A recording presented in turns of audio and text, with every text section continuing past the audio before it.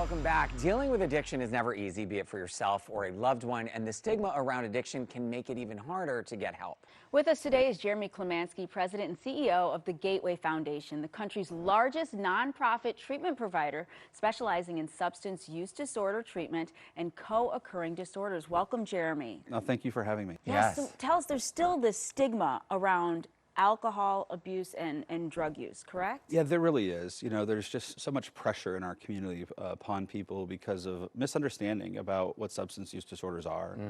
There's a lot of blame game going on. Yeah.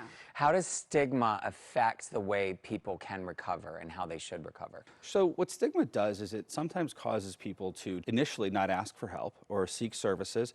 They're worried about being judged. There's a study that came out recently that said over 22% of people who have a substance use disorder do not or delay seeking treatment because they're worried about what people are going to think or say about them. So when you think about that, that's a lot of people that aren't asking for help. Whereas if, you know, maybe I fell and twisted my ankle or broke my leg, I would have no qualms about calling for 911 or asking someone to help me to a hospital. So that delay can cause further damage. It can cause people to continue to use. In some people's cases, it could even mean a use that leads to an overdose. So how does Gateway Foundation help?